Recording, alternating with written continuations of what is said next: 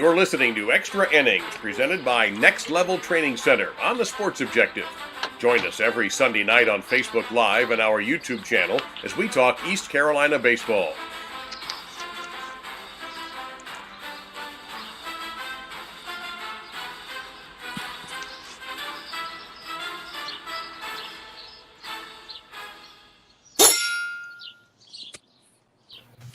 Welcome into Extra Innings, presented by Next Level Training Center in Greenville.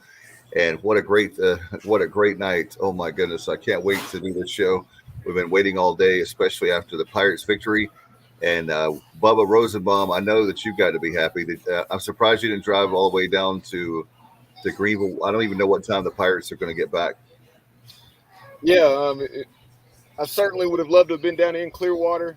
If money was no objective, then definitely would have been there. But saving my money for the postseason, and we'll talk about that more here in just a moment, because Greenville is going to be home to a regional for the fourth consecutive season. And, very, very excited to say the least, and I'm sure there's a little recency bias here. I think that's safe to say, but this is undoubtedly, one of the biggest accomplishments in East Carolina's baseball's history, winning 18 consecutive games in this tremendous turnaround. No question about it, Bubba. We're very happy on our panel, two of the best to ever play for EC baseball.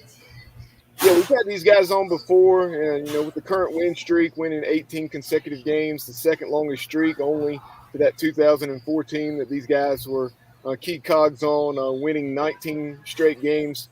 I'm very excited to welcome back to the show Darryl and Trevor Lawhorn. Darryl and Trevor, how are you guys? Doing well. Thanks for having me. Doing well.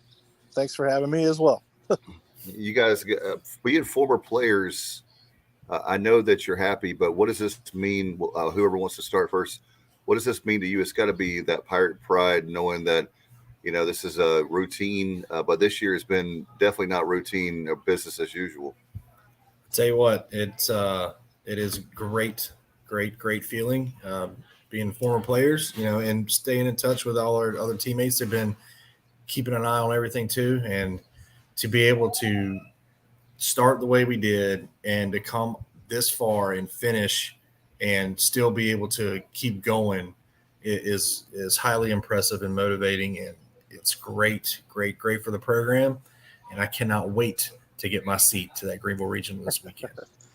Yeah, it's gonna be far-fetched for me to get down to Greenville, but like I was telling Dave and Bubba, once we get to Omaha, I'm only 2.5 hour drive away. So me and Maddox's ugly mugs are gonna be the first thing that Cliff sees when they get off that bus. But yeah, I mean, just the way the season started, it was kind of rough, and hats off to Cliff keeping these young guys focused and ready to play every day, even though some things just didn't go their way right at the beginning of the season.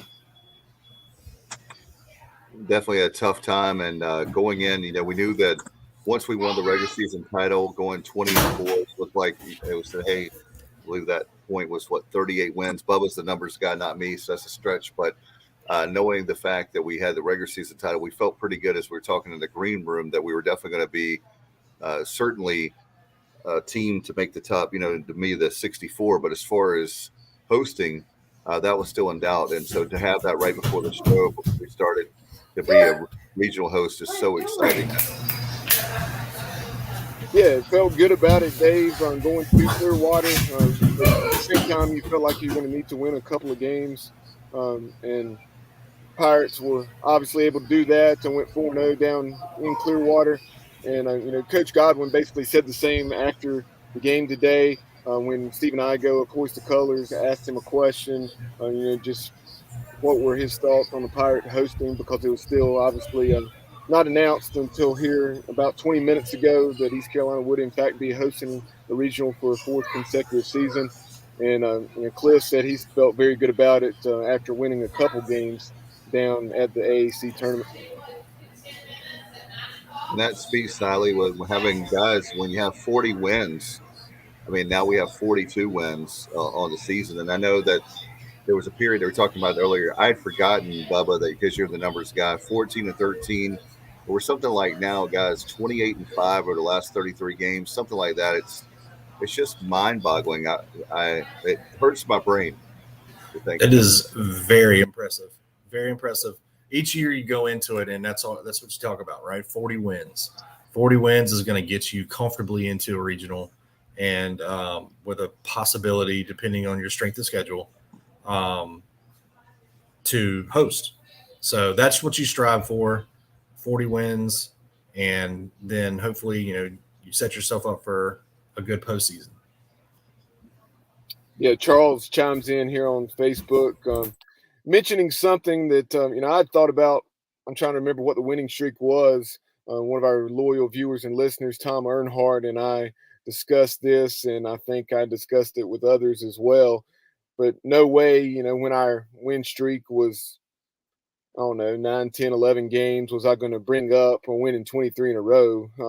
No reason to put something out there like that. But multiple outlets have since put something out there. But if the Pirates were to go 3-0 in the Greenville Regional and then win the first 2 games of a Super Regional, they would of course have a 23-game win streak going to Omaha. Now, tell me that wouldn't be something to really behold.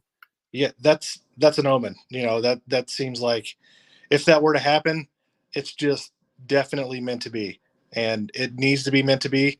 East Carolina has been a top program in the country for a very long time, and we currently, have the longest streak of making the postseason and not making it to Omaha, and it just needs to happen. And it just seems like we fall short just almost every year. And if they get to 23 wins, I think it's going to happen. It's one of those things, guys, where this was not a fluke. This was a situation where this team, even though they started out tough, we've had great programs for so many years, like you guys said. And Bubba, I know you're the stats guy with these regionals, the super regionals. Cliff Godwin now having 4. I think the American hasn't been around that long as far as that, but he has now 4 Coach of the Year awards. We have the three-peat for conference regular season championships. So it's just amazing stuff here. 300 wins, as we have on the screen for those watching. If you're listening, 300 wins for Coach Godwin. Just amazing feat. And I know you guys were talking about, I think it was Darryl that said, to do that at your alma mater is very, very special. Yes, it is. A lot of coaches strive for 100 wins just at any school or any place that they're at, but to be able to go and do this at your alma mater and do it behind your idol, right, Coach LeClaire. I mean, he's the man. He is the what you strive to be as a coach, and for him to be able to turn the program to what it is now and get 300 wins, man, it's something special.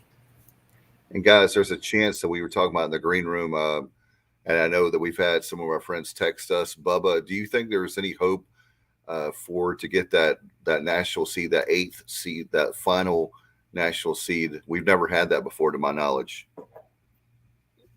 Based on the way things have typically unfolded for us historically, I would say no.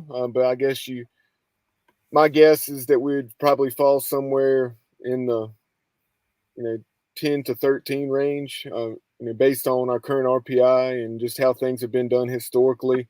And we'll go over some of the other regional hosts. And I'll tell you what, let's go ahead and do that right now, while we're on the topic. But in addition to Greenville, the other host sites, Stillwater, Statesboro, Stanford, Louisville, Knoxville, Hattiesburg, Gainesville, Corvallis, Coral Gables, College Station, College Park, Chapel Hill, Blacksburg, Austin, and Auburn. So it will be very interesting to see which one is 16 and paired with a number 1 seed Tennessee. Obviously, the Vols are going to be that top seed, and see who's headed to Knoxville should they win their regional and should Tennessee advance. But I think that the Pirates, I'll be very shocked if the Pirates are the 16 seed. I think that it would likely be, maybe Southern Miss or Georgia Southern, or with Auburn hosting. It's very interesting to see. That's probably the host site that I'm the most surprised with, even though they had a very good year. Yeah, I didn't expect you to say that. And again, I think some of that has to do with the conference. I'm not saying that they didn't have a great year, but don't you think the reputation of the conference has something to do with that with the SEC? I believe it always does. Oh yeah, and that's part of what I'm saying as far as why I feel that the Pirates will not be a top 8 seed.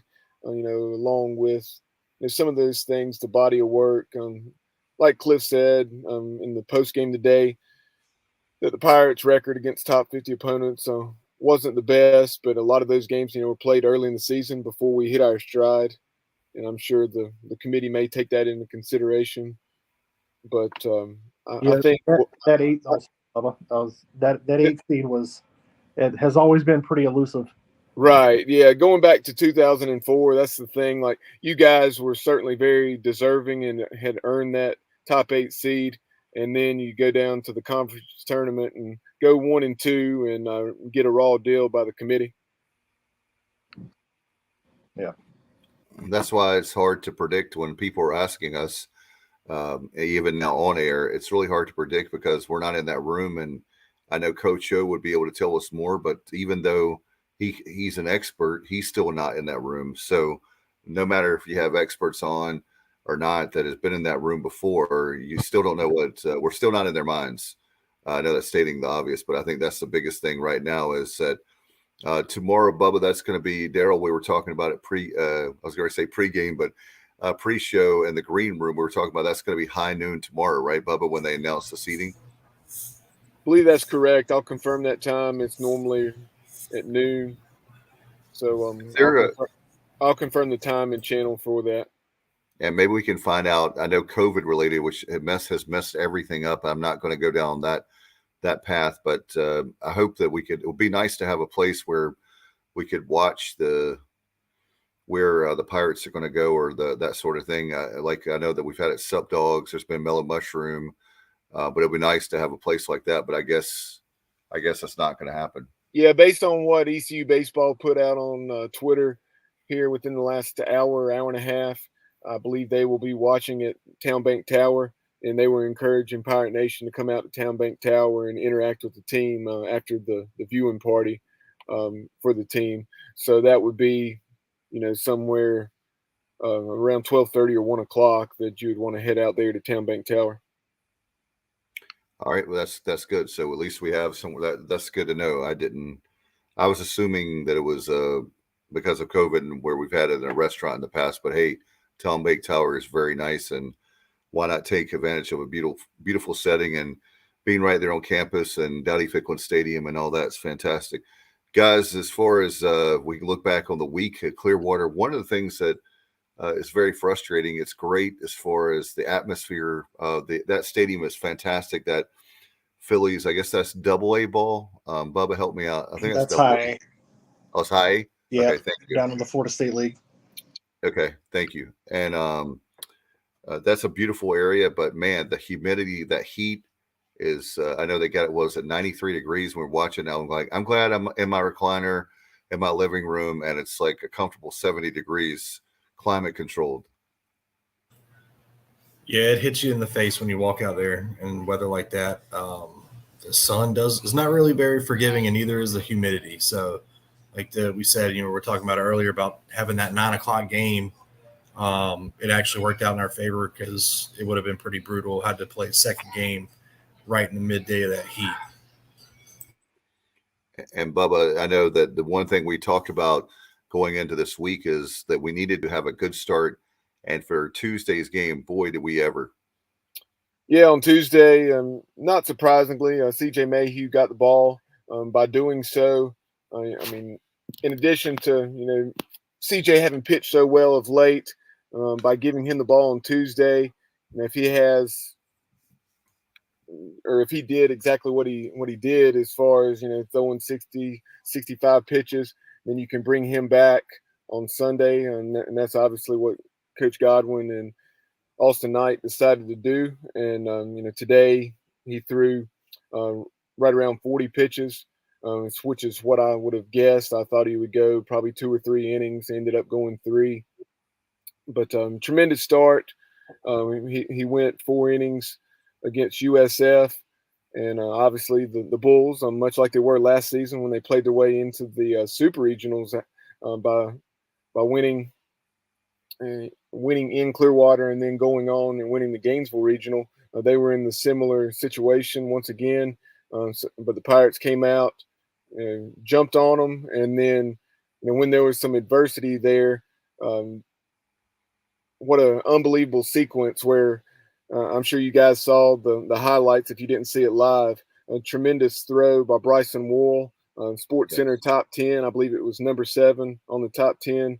And then, Bryson Wool, the bottom of that inning, hit a grand slam to right field. Was that the 6th inning, Bubba, off the top of my head? Yes. Believe that was the 6th because the Bulls had hit a grand slam themselves in the top of the inning, so things got really wild there in the 6th. Yeah, I was actually sitting at my desk at work watching it, and yeah, they were up 3-0, and I'm like, okay, we're looking good, and then they, I think Cliff pulled I can't remember who was starting. Was it CJ? Yeah, Mayhew started, and he went 4. Yeah, Mayhew, and they pulled him, and then a couple things happened, and then the grand slam. I'm like, oh, come on, I guess I got to stop watching because I'm the bad luck here. And then Bryson had that amazing throw and double play, and then for him to come up, once he got up in that inning, I'm like, this dude's gonna hit a jack. He had the momentum all behind him, and it's just if you make a spectacular play in the field, it's always said that you're going to do something good if you're coming up the next at bat. And, darn if he didn't. He just hammered that ball and got out and, matched a grand slam with a grand slam, which is very rare.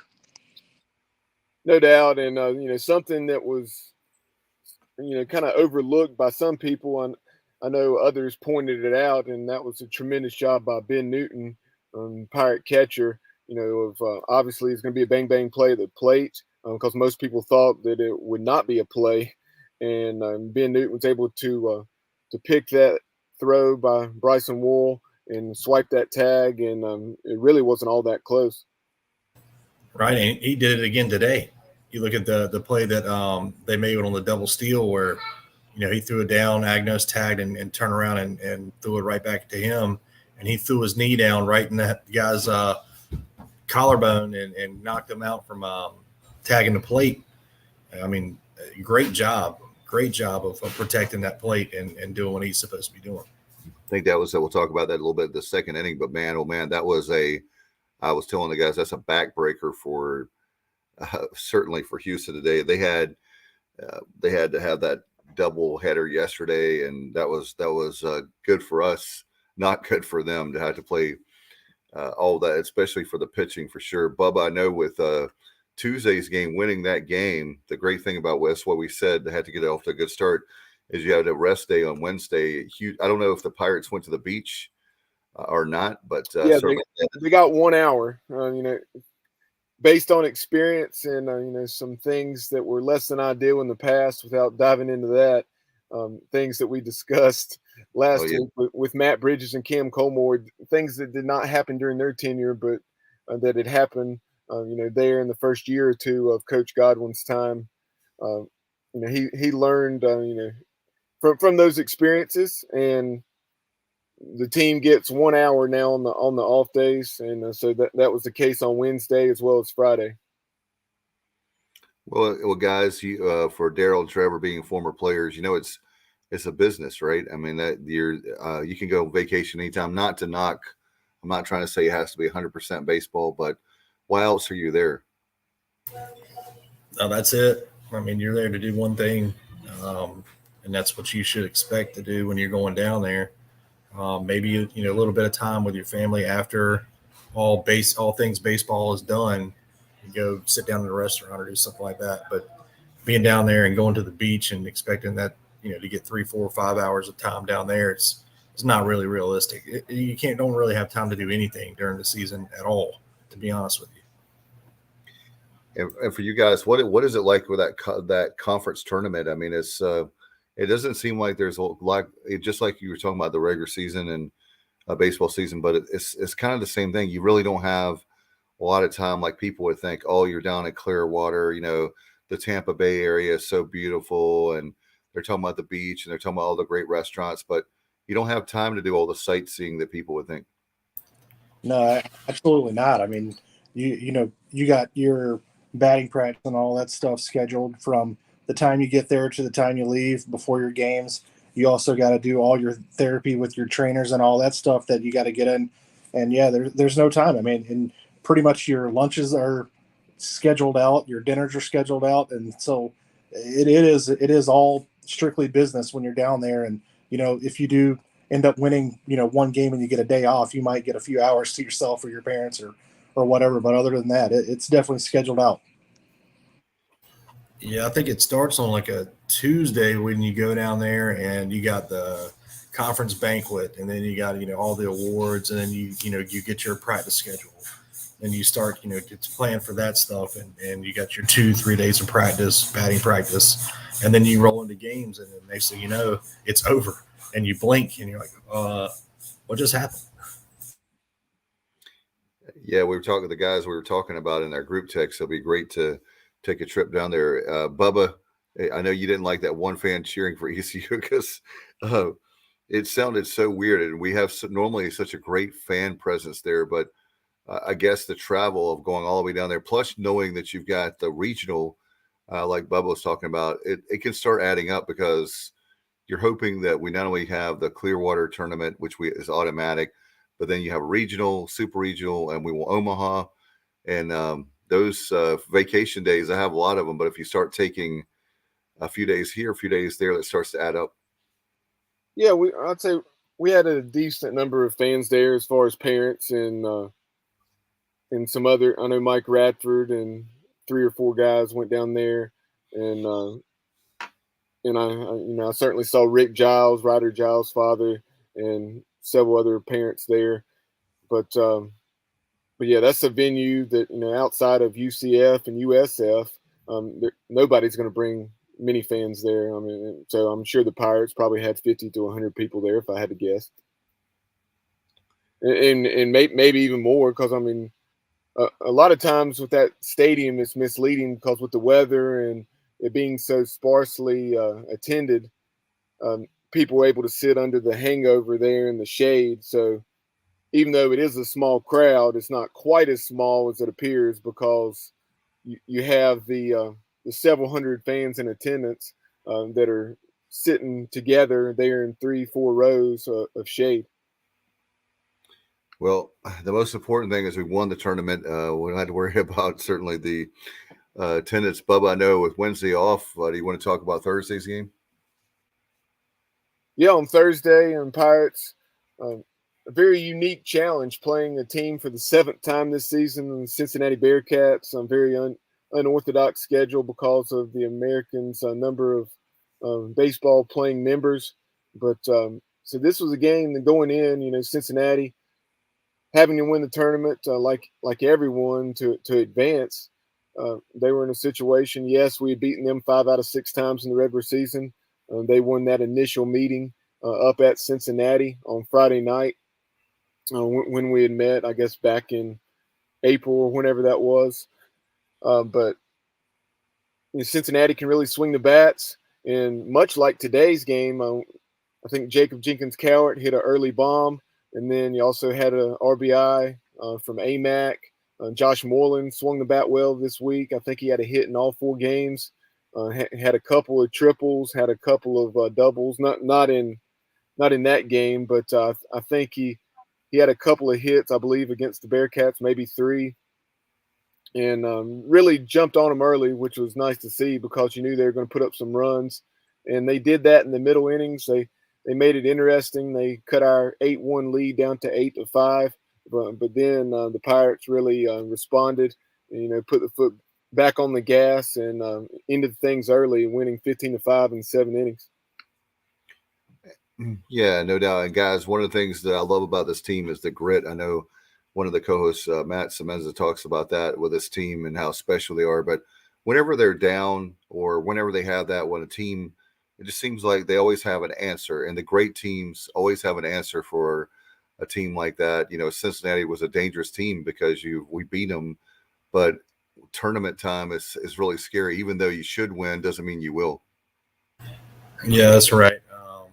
A team like Cincinnati, they're going to score runs. Those dudes, they can hit. And so going into it that you're going to have to put up runs as well. Hopefully the pitching staff shows up and you can get a couple stops here and there, but you're going to have to put up, 6, 7, 8 runs just to be, keep it tight, to give yourself a chance to play and win against a team like Cincinnati. Yeah, no doubt. And that was great that we didn't, Bubba, another great thing about this week, fellas, if you want to talk about too, one of the themes, if you will, is we didn't use as much pitching as I thought we would. Did you get that feeling? I'd say, under the circumstances with the way we've handled it all year long, I mean, I think we probably went through things about as well as we could have. Yes, we used a lot of pitchers, but I think we were smart about going with who we went and when we used them. Josh Groves was probably extended the most of anybody. I want to say between his start and then his relief outing today that he threw, maybe I'll confirm this, but I think 130 pitches or so, somewhere between 130 and 140 pitches over that stretch. But and then you also had CJ Mayhew with those 2 starts, I think just threw 103 pitches total. So not bad at all. Not bad at all. Yeah, that's tournament time for you. Those high pitch, and that's what they preach during the regular season. Hey, you can get your number called anytime, anywhere, and you be ready. Exactly. That's the reason you've done what you've done throughout the season up to this point. Yeah, we spoke about it earlier before this started that all season long it seemed like the pitching staff was dealt in a tournament style way all year long. Getting 2-3 innings here or there, throwing 40 to 60 pitches and have the possibility to come back the next day or a couple days later. And then with your bullpen guys that are your regular guys, Garrett Saylor, 2-3 innings. He had that one long outing earlier in the year. But after that, he was able to keep it manageable so he can be the leading appearance guy in college baseball, and throw almost every single game. That's and a guy that has really emerged or, kind of reemerged in the last 2 or 3 outings, and that's Josh Groves. He got that start on Thursday against Cincinnati, and Groves went 4 innings, 2 runs. Both of those were earned on 4 hits on 7 strikeouts. He did walk 3 batters, but all in all, a solid start for Josh, and it's great to see him pitching well again headed into the postseason.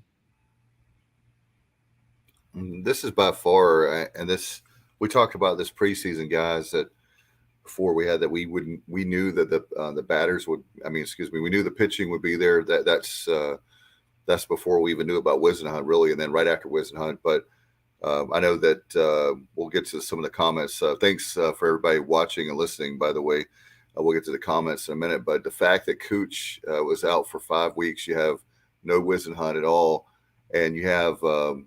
I told people we have a lot of talent, and the fact of the matter is the talent is now finally starting to gel. They found a way. They learned how to win, and the thing that watching the games, another thing, guys, is really exciting. Is these guys are very young, a lot of young guys. We don't have that many seniors, so this is going to be a team that's built for. We always talk about Cliff Godwin reloading. Here's another example of how they're reloading with young guys. Jacob Jenkins Coward, a freshman, a lot of sophomores. Kyle Barber is joining us now on the road again. What's going on, guys? Can you hear me all right? Yeah, we're hearing you fine. Yeah, I'm on the highway somewhere in between Jacksonville and Maysville. So I wasn't sure how my connection was. But I hadn't had a chance to keep up with what's going on tonight since the game, watch the game. And I did see we're hosting. We won't find out what seed we are till tomorrow, correct? Right. Correct. Okay. And I won't bother you guys with the other 15 hosting sites. I'll look that up on my own. But just congratulations to the Pirates, man. This is an unbelievable run to go on this winning streak, to win. I mean, it is a remarkable story to think, a month ago, our RPI was in the 50s, and we were talking about making the tournament. Then the discussion was we were going to be a 3 or a 2.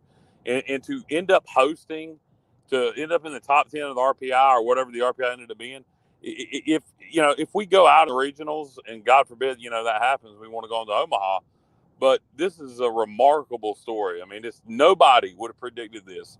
I remember Dave, me and a guest on here like laughing when you're like, "Do you think we can still host a regional?" And we're like, "What? We can host a regional?"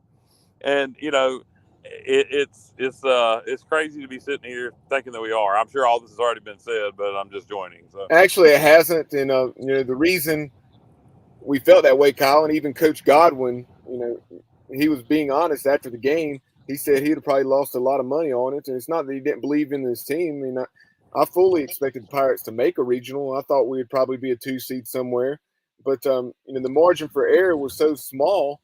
One of the things we said, yeah, we could probably host, but in order for us to host, we're going to have, like a 20-game win streak, or we're going to have to win out, and that's what we've done. No, it's remarkable, and I mean, you're proud to be regular season champions, and now you're proud to be conference champions, and now you're have the freaking regional. I mean, this is like, at the traffic lights. You know what this is, guys? I look at this as karma, and maybe sometimes you can only have so much bad luck till you finally have some good luck. This is to me, this is the universe. Whoever handles sports karma, this is the universe rewarding us for, or paying us back for that BS with the bowl game, where we didn't get to go to our bowl game when we knew we were going to, and we were in a bowl. Nobody thought we were going to be hosting a regional. So to me, this is like the universe giving back to us because of what happened in the bowl game. Or times in the past, Kyle, where we were deserving of a national seed and did not get that national seed, like in 2004, that Darryl and Trevor are obviously very familiar with. And Kyle, since you're just joining us, there's a chance that we may have a chance at the national seed. We're on the bubble for that, for number 8. That would be insane. I mean, I couldn't imagine. Me and Bubba were joking about that last night because somebody mentioned that, and we're like, a national seed, and so no, that would be nuts. If of all years we ended up being a national seed, my goodness. Yeah, and it actually looks kind of better with the bottom 3 regional sites named. It kind of boosts the Pirates up a little bit higher with that off chance. Like Bubba said earlier, looking at the past and how we were snubbed from that spot based on our conference, obviously that's still a chance. But yeah, we're still looking pretty good at the possibility of one of those top 8 seeds, the 8 seed. Guys, I'll not ask you all the other host sites. I'm sorry, I've been in a cookout tonight. Well, Kyle, we did run through those earlier. Well, I just want to. Did Hattiesburg, did Southern Miss get to host or not? Southern Miss is hosting, and we'll run. Okay. We'll provide some thoughts on those other host sites, as well as those teams that are hosting. Not only the site, but just some of the history there, and we'll run through that here in a few minutes. But back to what happened down in Clearwater. Pirates, after taking care of business on Tuesday and Thursday, earned another off day on Friday. So then you were in the catbird seat, so to speak, where you were going to have to be beaten twice on Saturday. And so Pirates came out, took care of business. And I love the fact that we got matched up with Tulane, because that was the only conference series we had lost. And it was nice to come out and go, kind of set the score straight with the Green Wave on Saturday.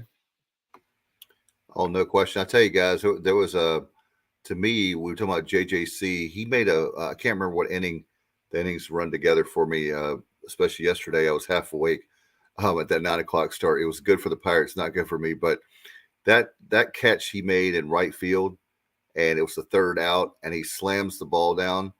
I mean, and it picks the ball back up. I love his passion, not only how great he is, but man, and the fact he's a freshman, we're going to have him around for at least another year or two, right? 2 years, Yeah. maybe. Yeah, I believe so. Yeah, he made Sports Center top 10 on that play too. Yeah, and then he comes back the very next half inning and hits a 3-run bomb. Yeah. You got to love the kid's energy. He is infectious, like in every sense of the word. I love watching him play, and that dude's going to be fun to watch from next week on until he's done playing baseball. Yeah, I believe it was our friends, Dave, very quickly while we're on that play by Jacob Jenkins Cowart, retreating to his right there in the right center field gap and just fully extended. And I believe it was our friends with the 11.7 podcast said if Rob Gronkowski played baseball, just with that energy and that reaction, him getting up and spiking the baseball and leaving a divot out there in the turf, that would have been Rob Gronkowski.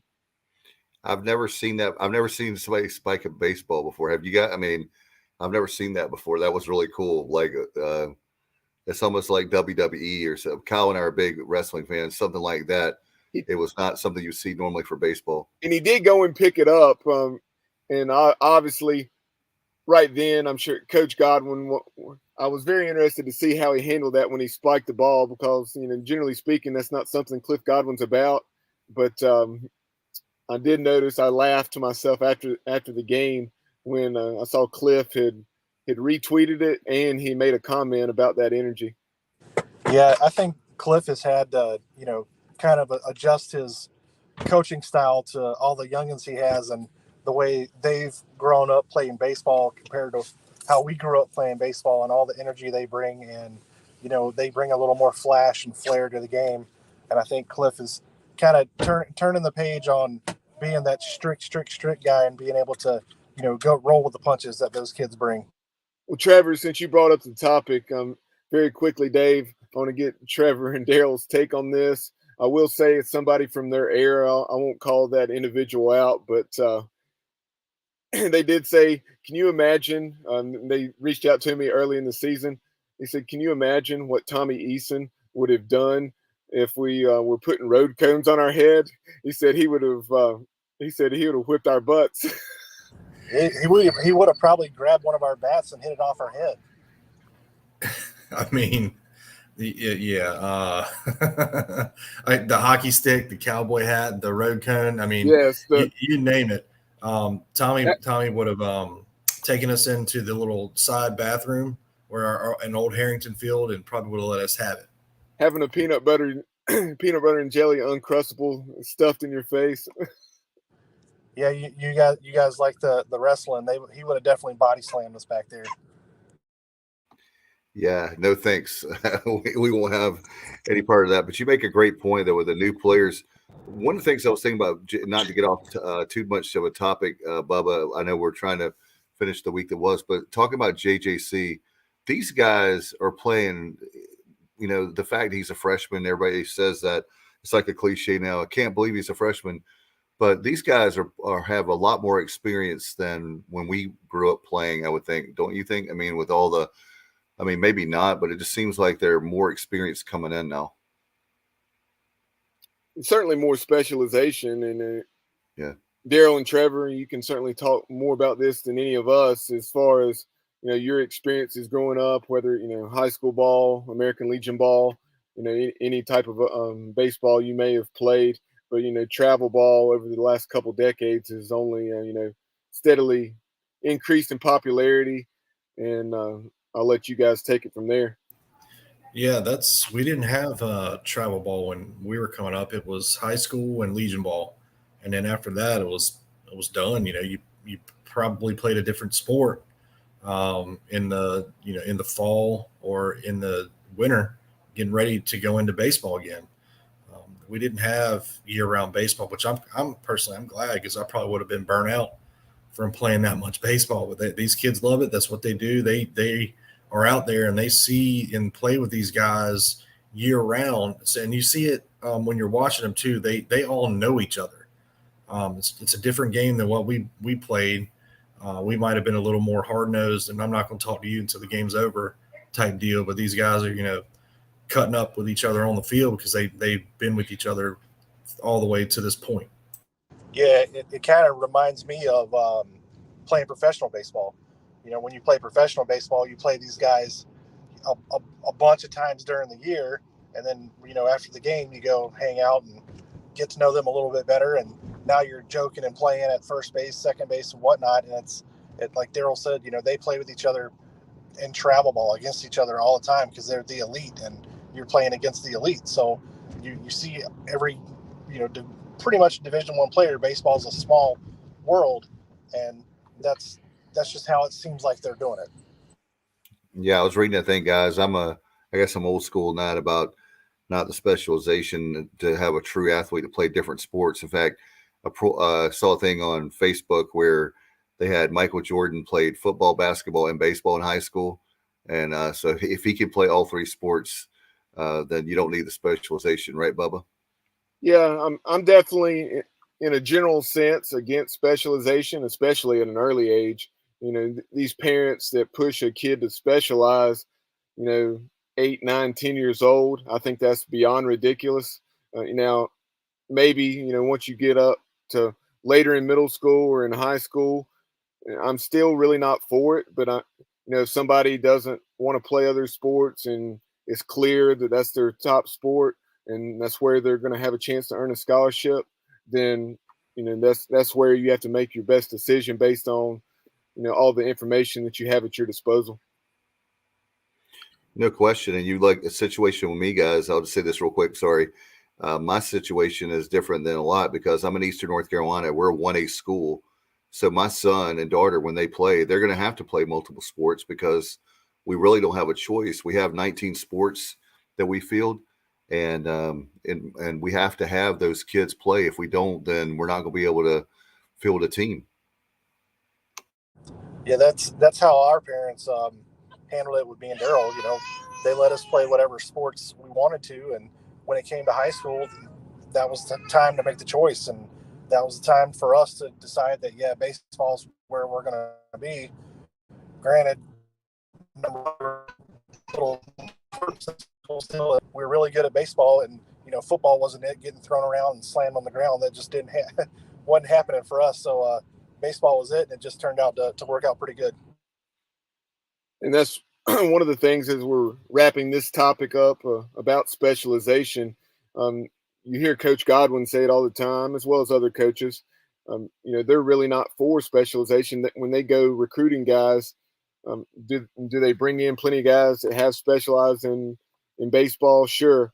But, when they have the opportunity to get a guy that has a background in football or in basketball or maybe both of those sports as well as other sports, then they like that experience because it has provided for those opportunities to be coached in different ways and work different muscles, so on and so forth. There's a lot of advantages to playing multiple sports, and obviously Darryl's already mentioned the burnout factor. And then a lot of times you're playing so many games, you're not practicing as much, and then also overuse injuries. So many guys have those overuse injuries that maybe you didn't have back in the day because you were playing a different sport, whatever was in season, as opposed to playing baseball the full calendar year.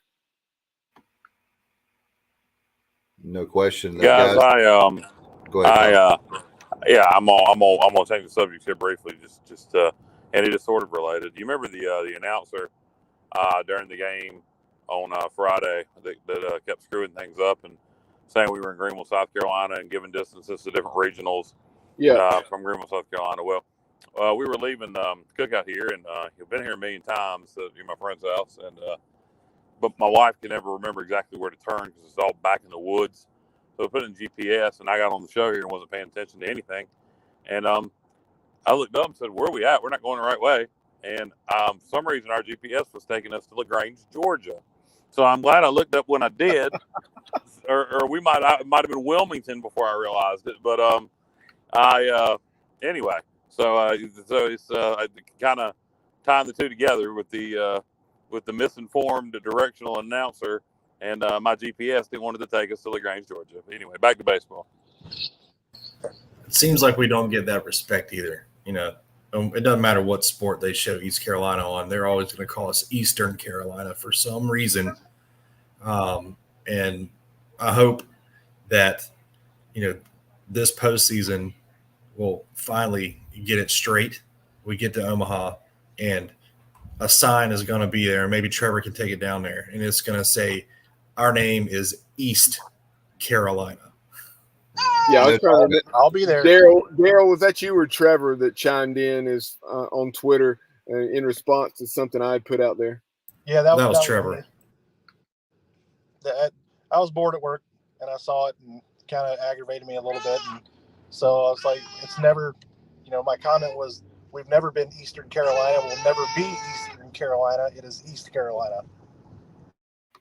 And guys, the thing that's frustrating for me with baseball, and that we're doing a baseball show now, but the thing that's frustrating for me is you can make the argument that, our football team has been down. Basketball has never really been good. But when you talk about East Carolina baseball, we're a top 25 program. There's no excuse in the world. If there's ever a sport that we field at East Carolina, there's never a reason we are one of the best in the whole country. I don't understand why this isn't like a fluke that we just made it this year. We've been making regionals for a long time, super regionals. We winning conference championships, regular season championships, and we have one of the best coaches in America. I mean, he had a chance to have LSU or Ole Miss, last year. I mean, if we were such a bad program, nobody would be after Cliff Godwin. But I just don't want. That's one of the things that's frustrating for the baseball program, especially, is that they should definitely know what our name is. 100% agree. Bubba, let's talk about we were talking. I know about. I believe are we on Friday's game or Saturday? I guess we're Saturday. Well, we didn't play Friday, but yeah, Saturday. I meant to say. I'm just messing with you. No, we were playing. We were talking about us playing Tulane. Let's just say that it was a less than desirable start. The Green Wave, back-to-back home runs to start the game, then 3 home runs in the first couple innings, a 40-0 deficit. But then there in the third, that's when I really felt like the momentum shifted and stayed the Pirates way and stayed in the Pirates dugout, if you will. And that's when Zach Agnos after Cooch. Very nice to see Cooch back, and we'll talk about the potential impact there with Cooch, even though he had certainly been contributing in a leadership role over the last 6 weeks. Awesome to see him come back out and work an inning in 2/3 of shutout relief. And then, in the bottom half of the third inning, you had Zach Agnos. I think he led the Pirates in hits in the conference tournament, had at least 10, maybe 11 or 12 hits.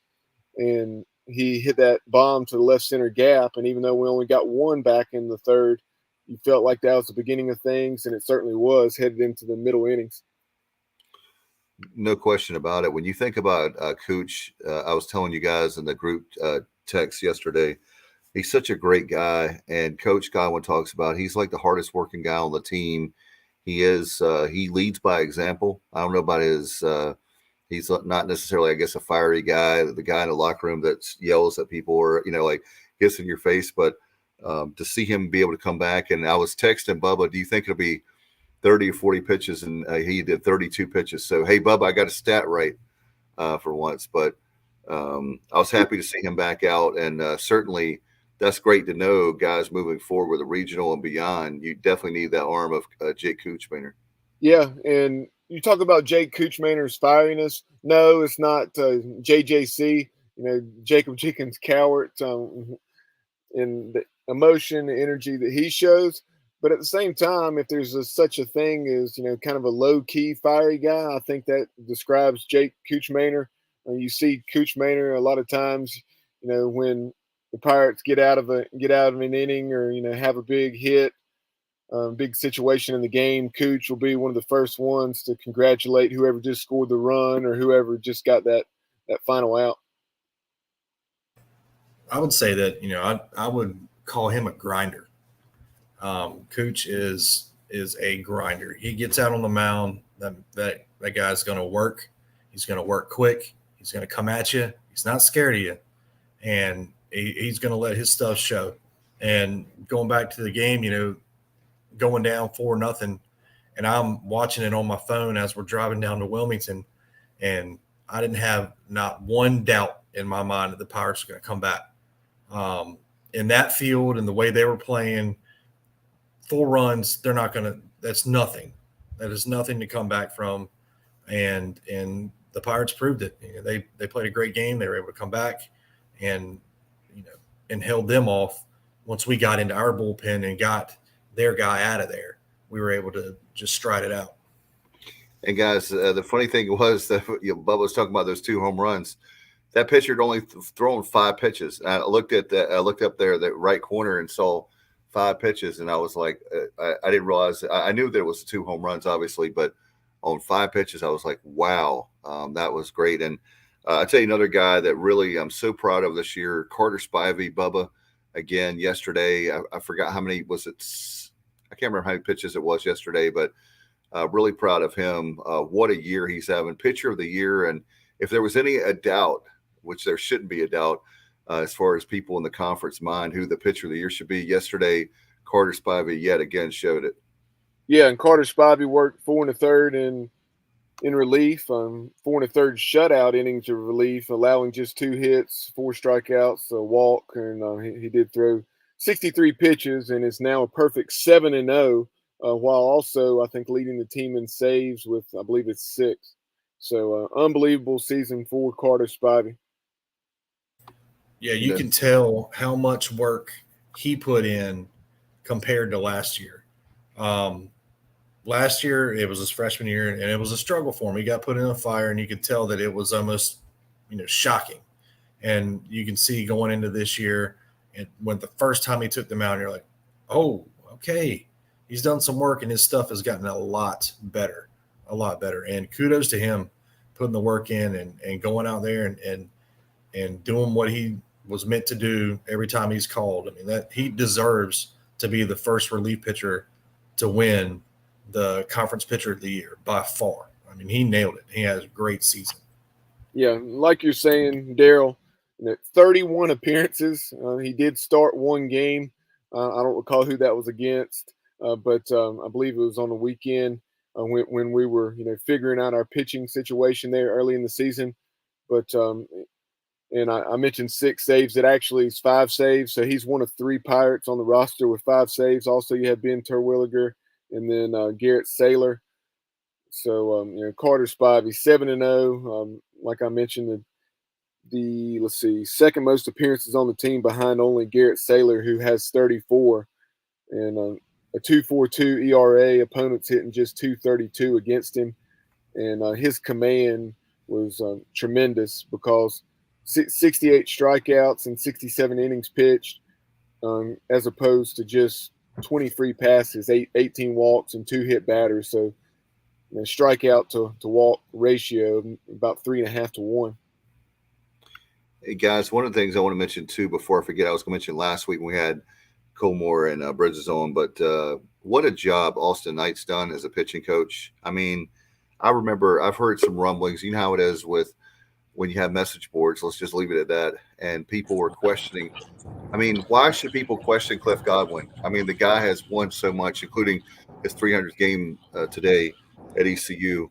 But Austin Knight, I mean, everybody's like, why in the world are we, why didn't we have a national search? Well, ladies and gentlemen, we have now, first time ever, where we have a conference championship regular season tournament. And you can't say the pitching's been bad this year. The pitching's been really good. And to think that we have the job or performance of a pitching coach without Wisenhunt and Cooch Mater for 5 weeks, Austin Knight, I tip my hat to him. Yeah, what a first season to be pitching coach, huh? And the way he and Cliff Godwin managed this situation, and use that pass the ball mentality to perfection, I'd say.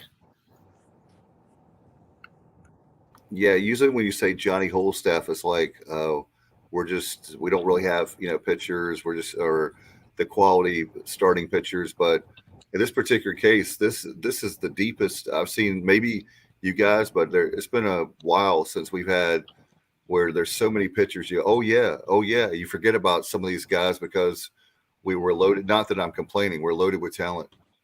Yeah, I mean, you think about it. So you had the game at Memphis where C.J. Mayhew went 9 innings. I think you also had one where Ryder went about 7 or 8. But for the most part, we did not have a starter go more than 4 or 5 innings. There may have been a handful of times where Cooch was right there 5 or 6 innings, but for the most part, we're piecing it together and passing the ball to the next guy, the hot hand, and that's something that we know very well that Cliff Godwin's not going to beat around the bush. That if he thinks a change needs to be made, he's not going to hesitate to make it. Right, and you got a lot of young arms with a lot of experience now. Kind of like you said earlier with Spivey and how much action he got last year, and he wasn't that good. You got a lot of people, a lot of the freshmen, a lot of young arms in there this year that are going to have that experience. It's going to only make them better. You look at Atreya Savage, right? The kid throws hard. He has really good stuff, but he had very little command, and he works on it, comes back at the end of the season, and, he's a lights out 1-2 inning guy. No doubt about it. Kyle, did you want to chime in? I'm sorry, guys. I was halfway paying attention to the to the discussion, to be honest with you.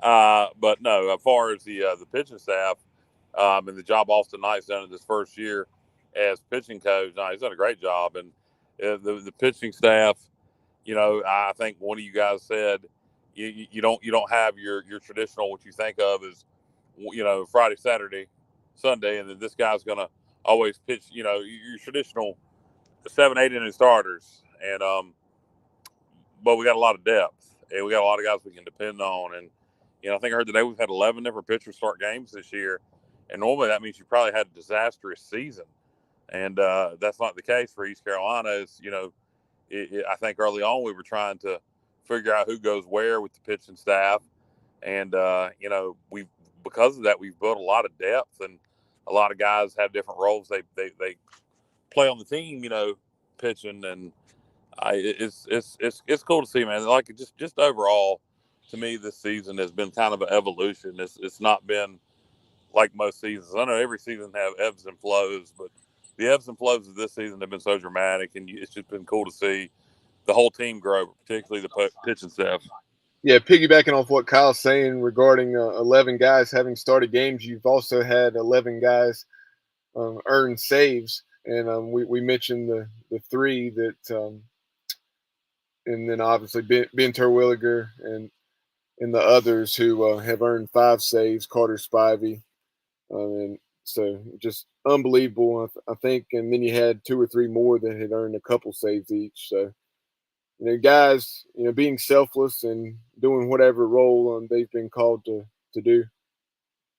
Yeah, and it's a credit to the coaching staff. Like you said, these guys are young. The arms are young in the bullpen, and they started off really rocky at the beginning of the season. And for them to turn it around and kind of keep that swagger and confidence that they knew that they were good pitchers, they just needed to get out there and do the job. And for Cliff and Austin Knight to keep reiterating and those arms out there in the bullpen and the starting guys that, hey, you're here for a reason. You're good. You're not just some, no-name kid that we brought off the streets. You're here for a reason, and you're going to go out there and throw the ball, and we're going to give you the ball regardless if you blow a save or 2, whatever it is. It doesn't matter. We have the confidence in you to go out there and get the job done, and you need to have that confidence as well. Wrapping up on the discussion about the tournament, talking about today's game, Pirates were in as good of a spot as they could have been in, having gone 3-0. Not had to extend the pitching staff, winning a couple games on Saturday or anything like that. So you felt really good about it. Houston, on the other hand, they were forced to play 2 yesterday, with UCF winning that initial game early in the afternoon, and that game went into extra innings. So you felt like after Houston, even though they're a very good team and they were playing for their season, because they knew, like their coach mentioned in the post game, Coach Whitting said that with the RPI, they knew they had to win the tournament, even though they had won 37 games. And he really felt like that he could see the fatigue, the effects of having played so many games, and including 19 innings on Saturday. And even Cliff Godwin, even though the Pirates had played just the minimum, he said he felt like that affected our offensive production as the game went on.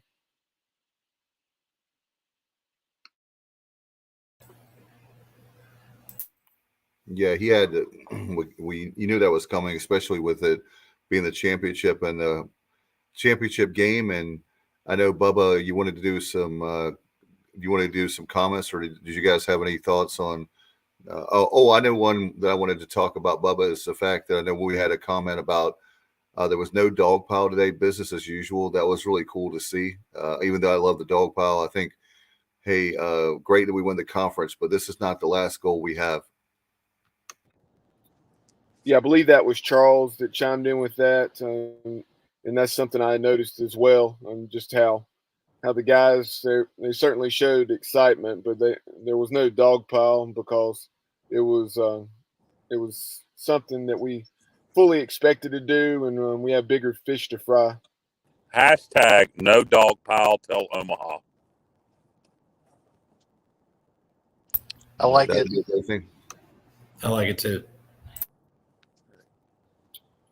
But before we move on from the tournament and talk about some of these regionals and start wrapping up the show, wanted to talk about the most outstanding player for the American Athletic Conference tournament and ourpgxgloves.com. Really appreciate Mark Menikazi, former East Carolina third baseman, his support of the program with PGX Gloves. But PGXgloves.com player of the week is none other than Jacob Jenkins Cowart, 5 out of 16, 3 home runs, 10 RBIs. Today he had a couple of hits and drove in 4. So congratulations to Jacob Jenkins Cowart. JJC is our PGXgloves.com player of the week. And then our PGXgloves.com pitcher of the week. We already talked about how CJ Mayhew got the ball twice in starts and pitched very well, 7 shutout innings, surrendering just 5 hits, striking out 5 and walking 2. So congratulations to CJ Mayhew on being our PGXgloves.com pitcher of the week. Yeah, no question, Bubba. Those were 2 that, and a lot of great performances. We were talking about Zach Agnos. I know you mentioned he had 10 hits. He was another player that came to mind. And what about Bryson Worrell? I mean, think about that. There's 3 guys right there that you can just off the top of your head that had a tremendous tournament that you can make arguments for. Yeah, like you're saying, I mean, so many guys swinging the bat well. Talked about Josh Moreland having at least 5 or 6 hits in the 4 games, had a hit in each of the games. And I think 4 out of those 5 or 6 hits were for extra bases, a pair of doubles and a pair of triples for Josh. So that's awesome to see him swinging the bat as consistently as he has over the last 4 games headed into the postseason. And really probably as good as any 4-game stretch as he's had all season, especially with that power. And as far as Zach Agnos, that just shows you how many people were playing well, because at one point Zach Agnos was 8 out of 10 back-to-back 4 for 5 games in those games against South Florida and Cincinnati. And I was like, well, here's our PGXgloves.com player of the week. But we ended up choosing JJC, and rightfully so. Yeah, I think he deserved it. I mean, you look at – I mean, you could – like you said, you could have picked any of them. You could have picked any of them to get those awards. But you can't go wrong with JJC. Again, you know, he got snubbed in the regular conference, conference teams and awards and stuff like that. So to win this one, it's good for him. And that's something Cliff Godwin was asked about in the post game. He said it made him reflect back to his initial season as East Carolina head coach back in 2015 when Hunter Allen got snubbed, and then Hunter Allen went on to become the AAC most outstanding player in the conference tournament. Do we know, did JJC, did he win that award for the tournament, or was it somebody else that was most outstanding player? JJC he was named the AAC's most outstanding player for the conference tournament. Awesome. Good for him. He deserves it. Yeah, and again, it's great to see him do that. And being a freshman, we'll have at least 2 more years with him, hopefully, and injury free, hopefully, and that'll be fantastic, guys. Do you want to talk about now? We talked about tomorrow around noon. We'll find out what seed Greenville is. I know our good friend Brian Pace said he thinks we'll be a 9 seed. I think Pace is probably right. We'll be outside looking in a bubble national seed. But what do you guys think? I'd be pleasantly surprised if the Pirates were a national right. seed. We'll be. Go ahead, Kyle. We had some lag there.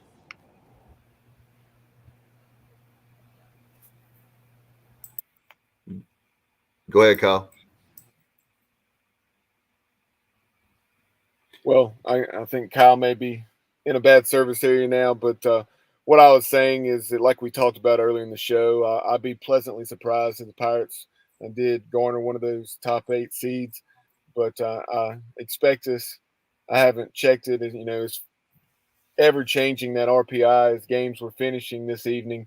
But I think the highest I saw the Pirates was 8th or 9th, and I think that odds are that we'll be probably 11, 12, 13 seed, somewhere in there. Yeah, my gut, I think 12, but that's what I'm going with. What about you, Darryl and Trevor? I'm thinking probably around a 10 or 11. I'm just going to go up just a little bit higher than you guys. I feel like if we do get a 13, 14, that's almost disrespectful, to be honest with you, by the way they finished up the season. They go into it saying, your last 10 games and this and that. Well, we've won 18 in a row. So where does that fall in line? Give us that respect that we deserve. Yeah, I mean, that 8 seed has always been elusive to us, and we talked about this earlier. That would be amazing if they got the 8 seed to be able to host the Super if we got past the regional, and then that just makes you think about that number 23. 23 in a row. That would make it even better, even sweeter. But like you guys said, we'll probably fall in that 10, 11, 12 range, in my opinion. Yeah, which that would be nice if we could. Hopefully, we're pleasantly surprised tomorrow at noon.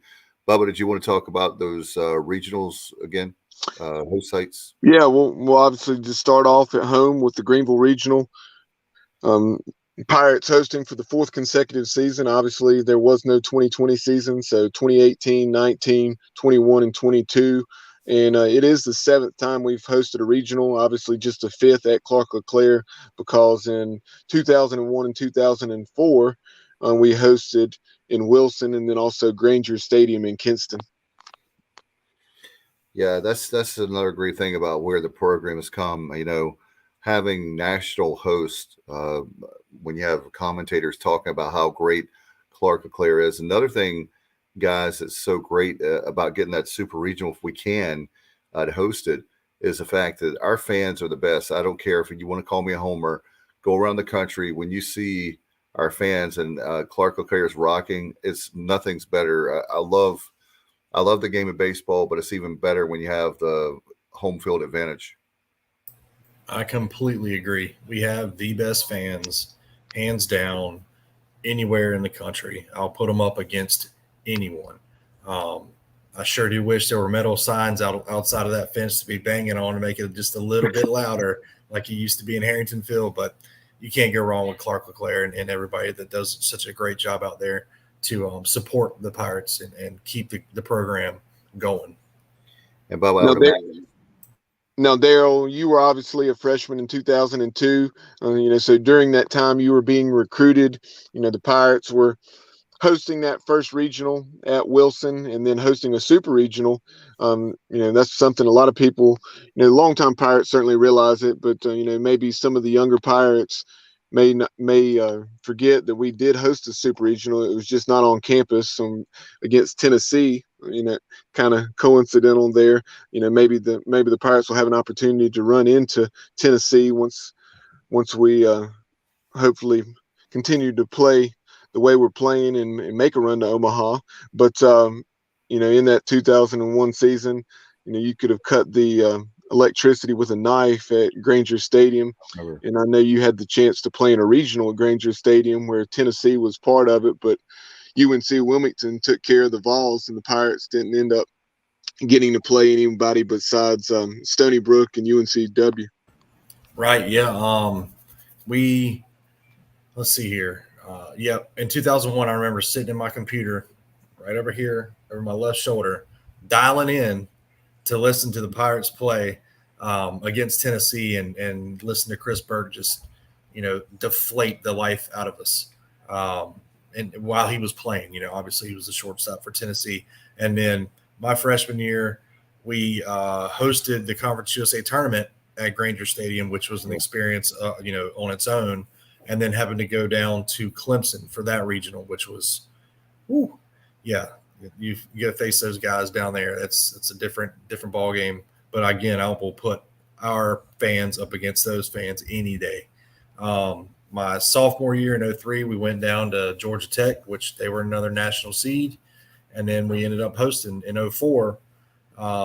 But unfortunately, my first at bat, I broke my foot. And that was it for me. So, hosting regionals and getting to play, in special places like Granger Stadium. Trevor could tell you a little more because I was posted up on crutches the rest of the tournament and going down to the super regional against South Carolina. Yeah, playing in Granger Stadium and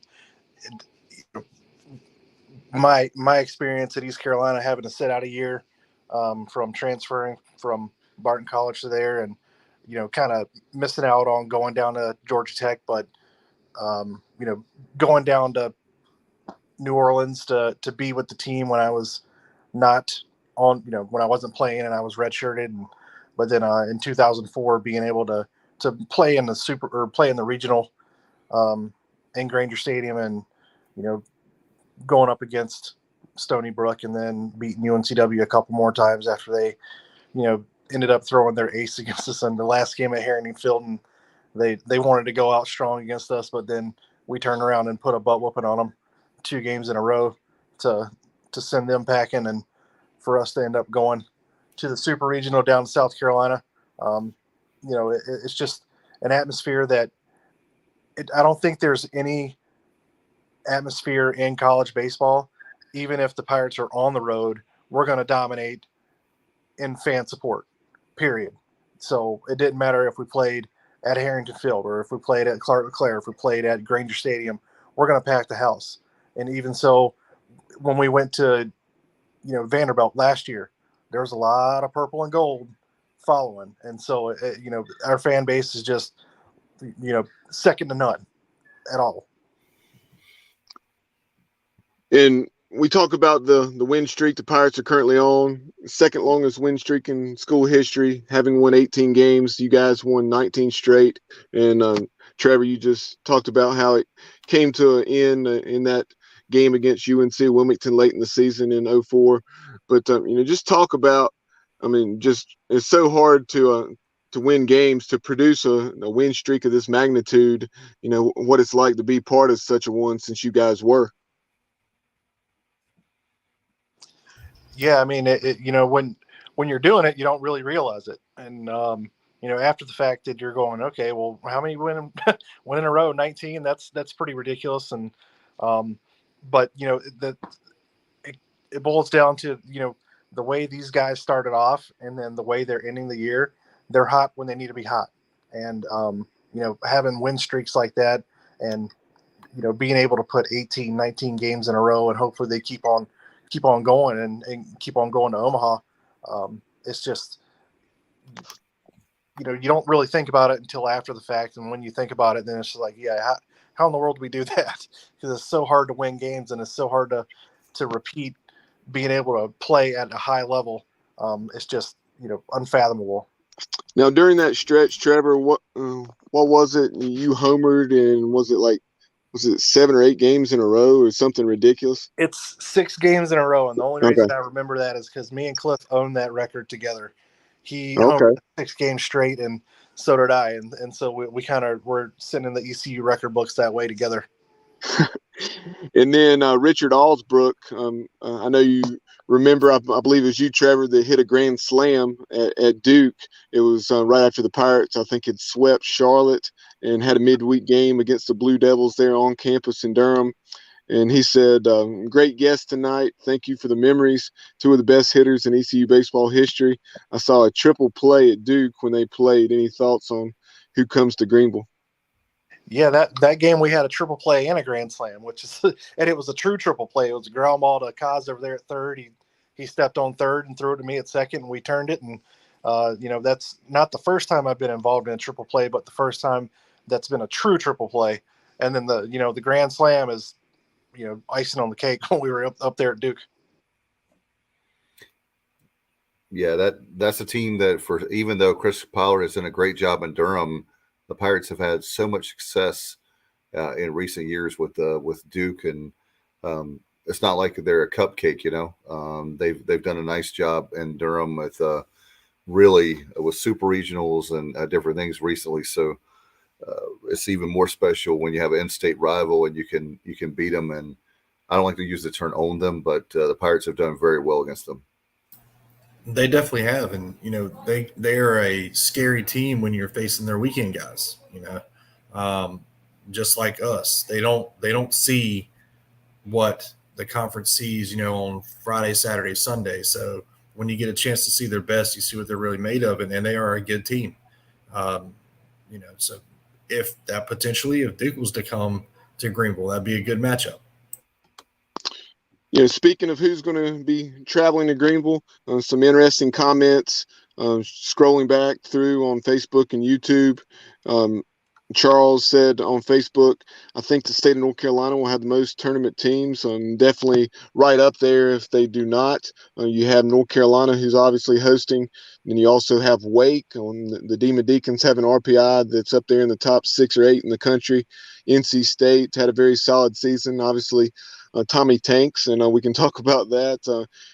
He had a season very much like the one you had, Trevor. I think Tommy Tanks for NC State's hit about 26 or 27 bombs and had probably at least 3 or 4, if not more, multi-home run games.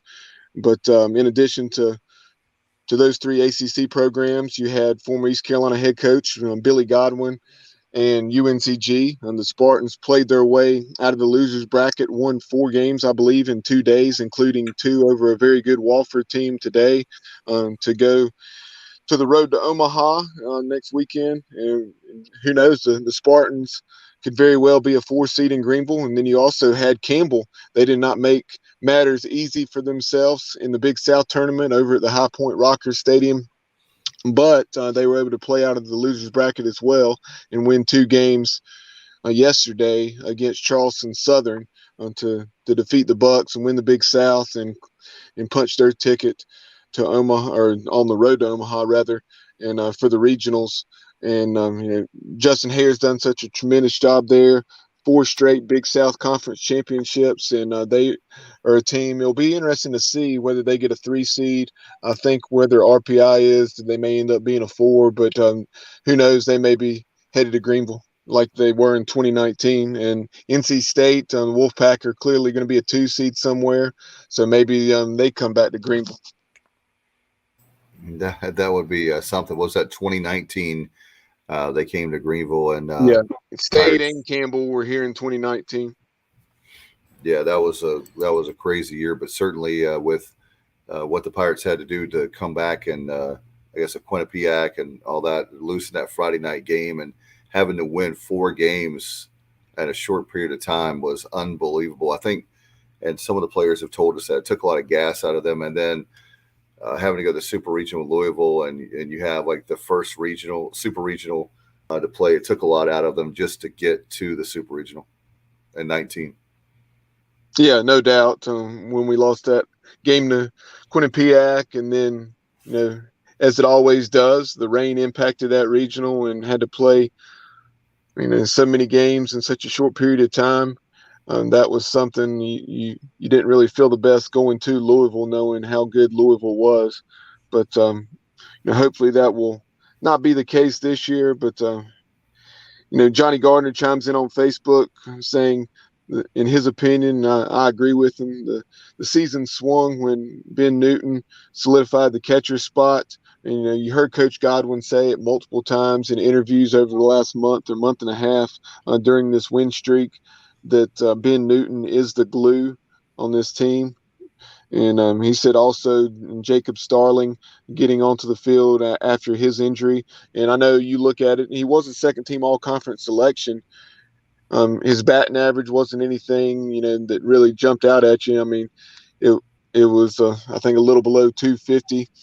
But at the same time, he had some very big games and hits like he did today in clutch moments, getting – or maybe it was yesterday, actually. But, Starling certainly showed what he's capable of. And Ryder's selfless move from a starting shortstop into a weekend starter and eventually that Friday night role. And those things in sum, allowed us to cement ourselves defensively and in the batting order and led to a lot of confidence and continuity for the team. No question, Johnny. You're always spot on, and one of our great friends and obviously great viewer and listener. And he's, I tell you, he and Johnny Robertson, another one that comes to mind, Mark, Charles. There's a lot of people that listen and watch. We appreciate it very much. Again, one of our Mind fans, don't forget to take care of our friends at Next Level Training Center. That's nextleveltc.com. You can call them 252-756-NEXT. We certainly have a great Facebook page. They're always putting stuff out there. We appreciate Trent and Gainell for their sponsorship, title sponsorship of this show of Extra Innings. And I tell you what, I'm excited. I looked on there, and by the way, Bubba, I know people wondering about tickets. It looks like if you're a season ticket holder, Pirate Club member, you have a chance to get tickets now at ecpirates.com. Is what the website is telling me. So but definitely you call tomorrow, 1-800-DIAL-ECU. Give them a call and get your tickets tomorrow. I want to make sure that the folks usually don't like Memorial Day. If you're in a ticket office, it's a good problem to have because a lot of tickets are sold on Memorial Day each year. Yeah, season ticket holders and Pirate Club members should be receiving an email sometime tomorrow. And going back to the information from last year, I would imagine these ticket prices will be very comparable. I think it was $90 for the tournament book for a chairback seat, 72 for the bleacher seats, and then 60 for a tournament book out in the jungle. So very reasonable.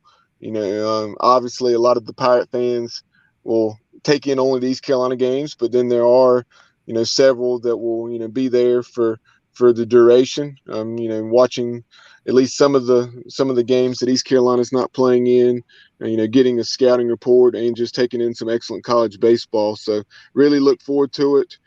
But as we start to wind this down, wrap things up, some of those other regionals, very excited to see, the so-called little guys, even though they're not really little guys in the college baseball world, because Southern Miss has been to Omaha and they've hosted several regionals down through the years. But it's great to see Southern Miss and Hattiesburg get a regional. Same thing with Georgia Southern and Statesboro.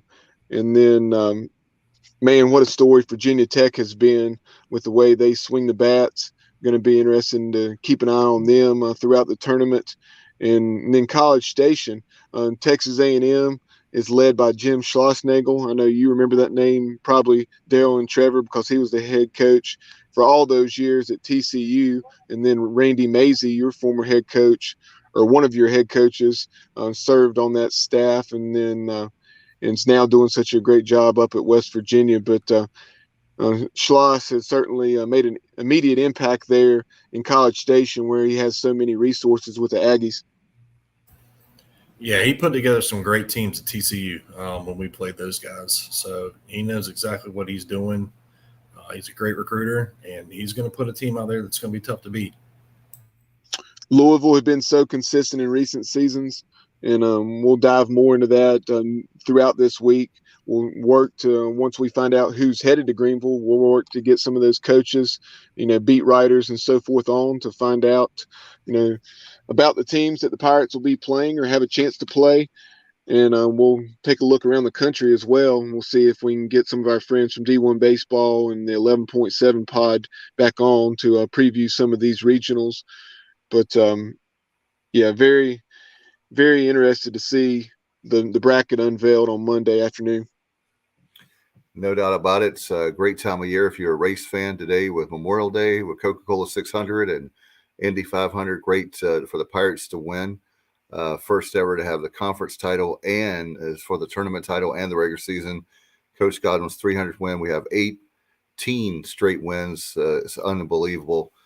So proud of that. Do you have guys have any final thoughts? I know we've kept you a long time. It's just been a wonderful day. It's one of those days you don't want to end. No, the only thing I can say is go Pirates. Keep it rolling. If you beat the streak, hey, beat the streak. I'll be more than happy to wear that one. See you guys roll into regional time and keep it going. And good luck. And we'll see you in Omaha. Yeah, same. To reiterate what Darryl said, go Pirates. And records are meant to be broken. It's stood long enough, 18 years or whatever it may be. Break it and keep on going. Let's get to 23. That means we're going to Omaha, and I'll see you there. I promise. I know Bubba Rosenbaum will definitely be there. If I can get the time off, guys, Yeah. I'll be there with you. Yeah, I've always said, I don't care what I have to do. I'm going to be there for at least part of it, and I can't imagine not being there for the whole thing. That's one of the blessings that I have being a teacher. I have flexibility in the summer, whereas a lot of people do not with their jobs, where they'd have to, kind of pick and choose where they go, and then you never know how long you're going to be there, so it's hard not to go at the beginning because you could, drop those first two games and not have a chance to go. But very interested to see how it pans out, and my final thoughts for this show, Dave, are this. I reflect back to 2016 in that Lubbock Super Regional. An emotional Cliff Godwin speaking in the media after the game when the Pirates were so close, really in game 2, and then we're not close in game 3. But he said, hey, as much as this hurts, I believe things happen for a reason. And I think that, maybe this is so we can do it at Clark LeClaire Stadium one day, or, in whatever way we're supposed to make it to Omaha. And, who knows, as long as we make it to Omaha, whether it's because we won one game in a row or 23 in a row. But I couldn't help but to think that, hey, maybe we lost that day because this year we may win 23 games in a row and go to Omaha.